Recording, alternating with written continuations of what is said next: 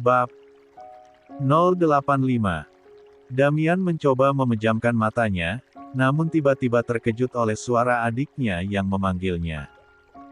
Suara itu diiringi dengan bunyi pintu yang terbuka. "Kak, sedang apa?" tanyanya. Damian yang sedang menutup matanya tiba-tiba membuka mata. Ia melihat adiknya berdiri di depan pintu. Damian terkejut dan segera melirik ke belakang, di mana sebelumnya ia melihat adiknya berada di sana.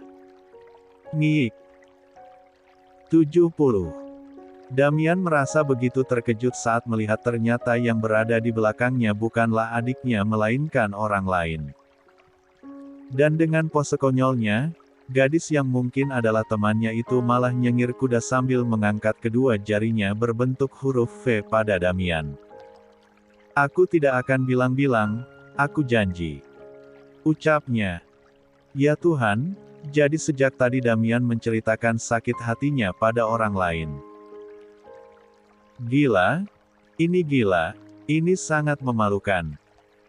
Damian segera meninggalkan kamar Delisa dan bergegas menuju kamar lain, lalu mengunci pintu kamar tersebut. Tak lama kemudian, Damian menenggelamkan wajahnya di atas bantal untuk meredam rasa malunya. "Arggggh, ini sangat memalukan," teriaknya, sambil membekap mulutnya dengan bantal. "Kakakku kenapa?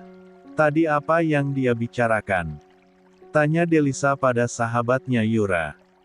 "Sepertinya kakakmu sedang bersedih." "Oh ya, apa kakakmu sudah punya pacar?" tanya Yura. "Dia sudah menikah," jawab Delisa. "Kau bahkan datang ke acara pernikahannya, bagaimana kau bisa lupa?" "Astaga, kenapa aku mempunyai sahabat sepertimu? Apa otakmu baik-baik saja?" tanya Delisa sangat sewot. Tapi Yura malah menggaruk kepalanya yang tidak gatal itu. "Maaf, aku lupa, kalau begitu dia sedang ada masalah dengan istrinya. Nanti kau tanyakan saja padanya, karena aku lupa dia bicara apa tadi," jawab Yura. Delisa hanya menepuk keningnya sambil geleng-geleng kepala melihat kelakuan sahabat ajaibnya ini. Sementara itu di rumah Noah, suasana masih ramai karena Alana dan teman-temannya belum pulang dan betah menghabiskan waktu lebih lama di sana. Mereka saling bercerita tentang berbagai hal, mulai dari kisah masa lalu hingga kejadian-kejadian terkini.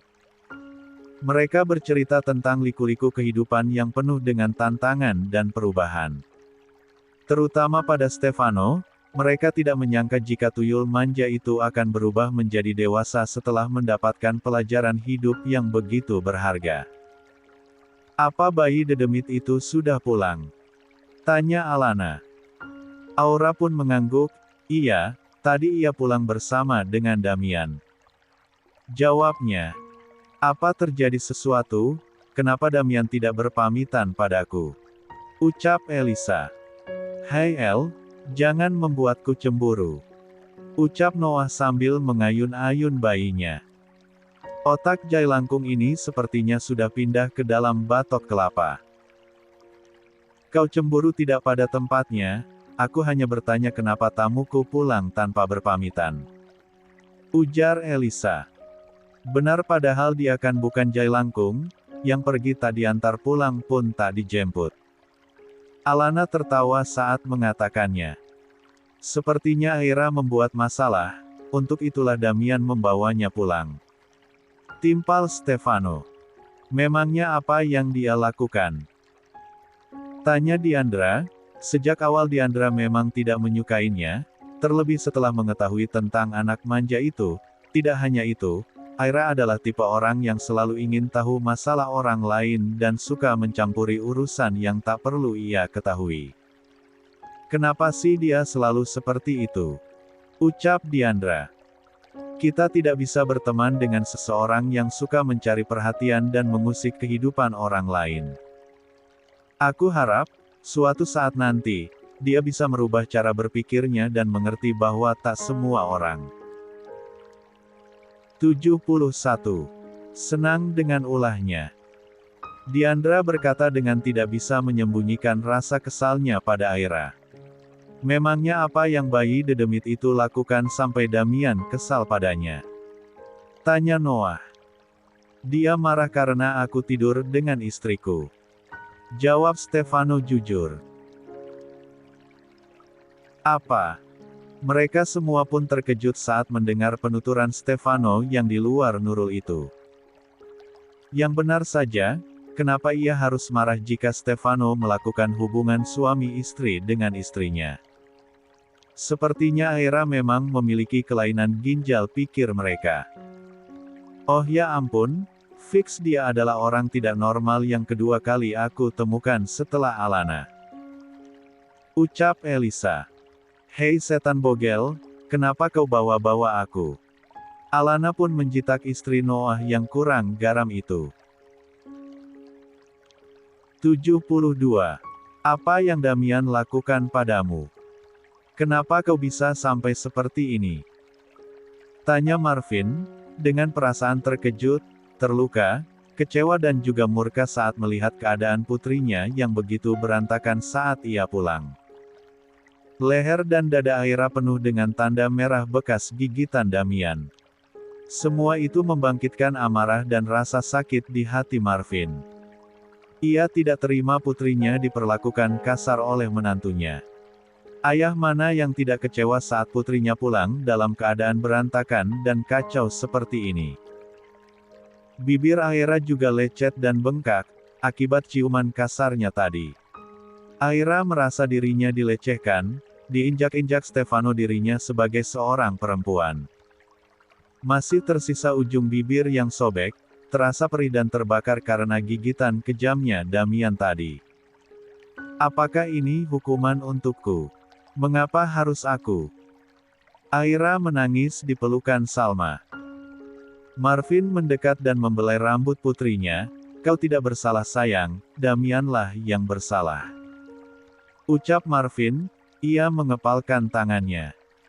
Aira bangkit dan melihat wajah ayahnya, tapi semua ini bukan sepenuhnya kesalahan Damian. Tapi ini juga ada kaitannya dengan Aura. Aura? Tanya Salma bingung, apa hubungannya dengan Aura? Bukankah Aura sudah menikah dengan Stefano? Tapi kenapa hal yang menimpa Aira ada sangkut pautnya dengan Aura? Apa yang anak pembawa sial itu lakukan padamu? Tanya Marvin semakin geram. Tadi saat kami semua sama-sama menjenguk bayi Noah, kami sempat mengobrol sebentar. Dan dia tiba-tiba bilang padaku, agar aku menjauhi Stefano dan jangan pernah mengganggunya lagi. Ujar Aira sambil terus mengeluarkan air mata palsunya. Lalu apa hubungannya dengan Aura? Tanya Salma. Aura mengatakan hal itu di depan Damian, hingga Damian menjadi cemburu dan aku pun langsung diseret ke dalam mobil untuk dibawa pulang. Lalu setelah di rumah aku, Hicks, Aira tidak melanjutkan lagi perkataannya, karena ia kembali memeluk ibunya dan menangis sesenggukan. Kurang ajar. Akan aku berikan pelajaran kedua orang itu. Geram Marvin. Jadi, kakak ipar tidak ada di kamar? Tanya Delisa. Damian mengangkat bahunya, mungkin dia pulang ke rumahnya. Jawab Damian, kini Damian sedang berada di taman belakang rumahnya. La sedang memenangkan diri, dan juga masih mencoba untuk menetralkan perasaannya. Mengapa reaksi kakak hanya sebatas itu? Tanya Delisa bingung, melihat Damian yang tampak tenang dan tak nampak cemas sedikitpun. Sikap ini sungguh berbeda dari Damian yang biasanya sangat overprotektif terhadap Aira, serta selalu ingin menemani setiap waktu. Lalu, aku harus bagaimana? Apa aku harus bersedih dan menangisi nasibku yang buruk ini? Tidak. Aku tidak akan meratapi hidupku. Ucap Damian, ia mengambil semangat dari Citra, ibunya. Ila teringat pada kekuatan ibunya yang begitu tangguh dan tegar. Meskipun Citra tidak pernah mendapatkan cinta sejati dari Deo, namun ia tak pernah menunjukkan kelemahannya. La menghadapi dunia dengan penuh percaya diri dan selalu menatap hidup seolah tanpa beban. Meskipun begitu, Damian tahu bahwa di dalam hati, ibunya memiliki luka yang menganga dan tak kunjung sembuh. Namun, ia berhasil menutupinya dengan begitu. 73. Rapi. Ya, aku harus kuat, seperti ibuku. Tak ada gunanya menangisi kesedihan ini. Aku harus bangkit, dan menghadapi kenyataan. Siapapun yang menduga aku akan jatuh terpuruk, mereka keliru. Aku akan menghadapi semuanya. Kesungguhan Damian terlihat dari sorot matanya yang tajam. Delisa pun tersenyum pada kakaknya, aku sangat bangga padamu, Kak. Kakak benar, tidak seharusnya kakak terluka oleh wanita kurang ajar itu, mengetahui sifat dan sikapnya seperti itu. Aku jadi tidak rela kakakku yang begitu baik hati memiliki istri yang mirip setan kecil yang jahat. Hei, dia masih istriku, kau sudah berani mengumpatnya. Damian tertawa dan mengacak-acak rambut adiknya dengan gemas. Jangan katakan kalau kakak masih mencintainya. Oh ya ampun, jangan bertindak bodoh Kak. Seru Elisa. Damian mengangkat bahunya sekali lagi, tampak termenung. Aku tak tahu pasti, tapi yang kupikir, perasaanku padanya kini tak lagi sama seperti dahulu. Ujar Damian, matanya menatap ke kejauhan, seolah mencari jawaban yang ia pun tak tahu apa itu. Keesokan paginya, Stefano berpamitan ke kantor seperti biasa. Ia pergi sendiri karena Lydia saat ini sudah tidak terjun lagi di dunia bisnis. Karena Stefano melarangnya. Biarlah Stefano sebagai kepala kelu Stefano yang akan bekerja keras untuk membahagiakan istri dan juga neneknya. Lydia juga tidak akan kesepian karena ada Aura yang menemaninya di rumah. Lydia juga begitu menyukai Aura sebagai cucu menantunya, perempuan ini begitu kalem dan sangat lembut baik padanya maupun pada Stefano. Ia juga begitu perhatian pada Lydia, padahal Lydia merasa masih kuat dan tidak begitu tua. Tapi Aura selalu saja memintanya untuk diam dan beristirahat. Lama-lama aku bisa gemuk, kalau terus begini. Ucap Lydia sambil memakan camilan buatan Aura. Tidak akan, Oma akan terlihat tetap langsing. Oma kan rajin olahraga. Jawab Aura. Tapi jika dimanja seperti ini, aku jadi malas apa-apa. Lydia berkata sambil tertawa, diikuti oleh tawa Aura. Sungguh pernikahannya dengan Stefano membawa perubahan banyak dalam hidupnya. Stefano begitu baik padanya, juga Lydia yang sangat peduli padanya. Aura bahkan tidak mengira jika kedua orang itu sebenarnya adalah mantan-mantan devil yang kini sudah bertaubat. Saat sedang asik mengobrol, seorang pelayan datang dan memberitahukan jika saat ini ada seseorang yang ingin bertemu dengan Aura. Aura dan Lydia pun saling tatap, siapa yang ingin bertemu denganku? Tanya Aura. Aku. Suara bariton menakutkan itu kini terdengar lagi. Tapi kenapa ia bisa datang kemari dan apa tujuannya Marvin menemui Aura? Ya, orang itu adalah Marvin yang ingin menemui Aura dan memberikan sedikit pelajaran untuknya. Om Marvin. Ucap Aura. Jangan panggil namaku dengan mulut kotormu itu. Tunjuk Marvin dengan bengis pada Aura. Hei kau makhluk jelek. Mau apa kau datang ke rumahku pagi-pagi dan menghina menantuku? Sentak Lydia tak suka pada Marvin yang sombong datang ke rumahnya dan bersikap kurang ajar. Aku tidak urusan denganmu. Jawabnya pada Lydia. Oh ya ampun, kau memang tidak memiliki sopan santun sama sekali. Pergi kau. 74. Aku tidak akan pergi sebelum aku memberikan pelajaran pada anak pembawa sial ini. Tunjuknya lagi pada Aura. Hei kau anak haram. Apa kau iri pada kehidupan putriku yang jauh lebih baik darimu? Kau iri karena Aira menikah dengan pria baik-baik dan dari keluarga Stefano kaya. Hingga kau ingin menghancurkan rumah tangganya yang baru ia bangun beberapa hari. Teriak Marvin pada Aura.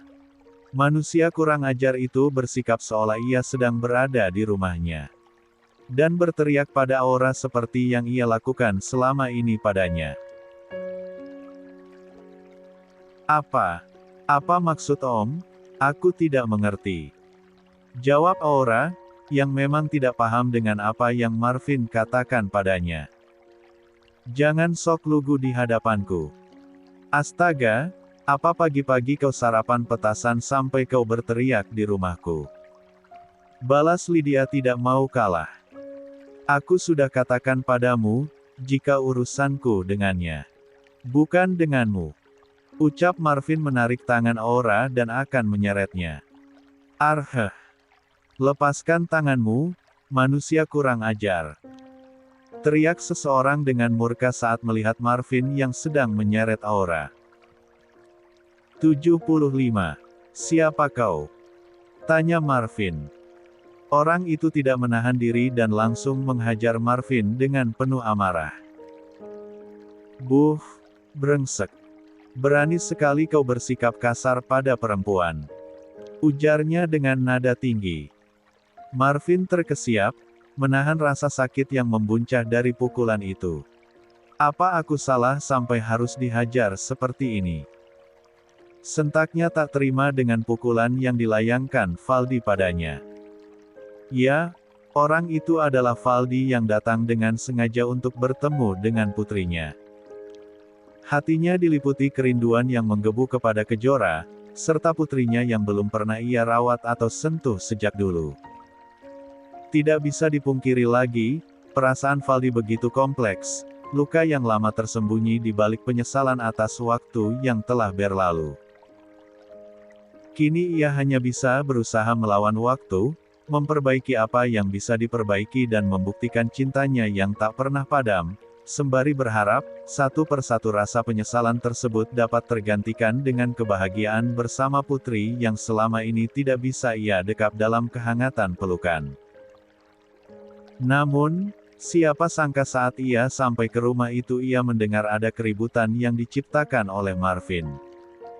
Dan dengan kurang ajarnya ia menyeret putrinya dengan begitu kasar. Hati ayah mana yang bisa melihat putrinya diseret seperti itu oleh orang brengsek seperti Marvin. Kemarahannya begitu meledak-ledak hingga akhirnya ia pun menghajar Marvin dengan brutal. Sama halnya dengan Marvin, bagaimanapun jahatnya Valdi ia tidak akan membiarkan orang lain menyakiti putrinya. Hingga akhirnya mereka berdua pun berkelahi di rumah Lydia. Para pelayan dan penjaga pun datang memisahkan mereka berdua, butuh tenaga ekstra saat para penjaga itu dan pelayan pria memisahkan Valdi yang terus saja mengajar Marvin. Melihat jumlah penjaga dan pelayan di rumahnya yang tak sebanyak di rumah Andara, Lydia semakin cemas. Dalam hati, ia bertanya-tanya berapa lama waktu yang dibutuhkan untuk menghentikan pertarungan kedua ayah yang sedang berkelahi ini. Mereka sama-sama membela putri mereka, sehingga keganasan pertarungan tak bisa dihindarkan. Hentikan. Cukup. Jangan berkelahi di rumahku. Teriak Lydia. Setelah beberapa lama akhirnya mereka berdua pun bisa dipisahkan, wajah keduanya terlihat babak belur. Namun, kondisi Marvin jauh lebih mengenaskan dibandingkan dengan Valdi yang hanya terkena beberapa pukulan Marvin yang tak berarti untuknya. Mereka berdua dicekal oleh para pelayan, dan Lydia pun menghampiri mereka berdua. Nenek Gayung begitu murka melihat dua orang pria ini membuat keributan di rumahnya hingga ada beberapa barangnya yang rusak.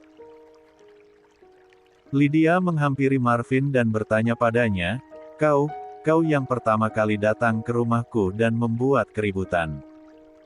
Kau juga sudah berani berbuat kasar pada menantuku. Apa yang membuatmu bersikap seperti itu? Apa otakmu habis dimakan ayam, hingga kau tidak bisa berpikir dengan tenang. Sentak Lydia. Nenek Gayung ingin sekali menamparkan Marvin, tapi melihat wajahnya yang sudah mirip pepaya matang yang jatuh, membuat Lydia mengurungkan niatnya.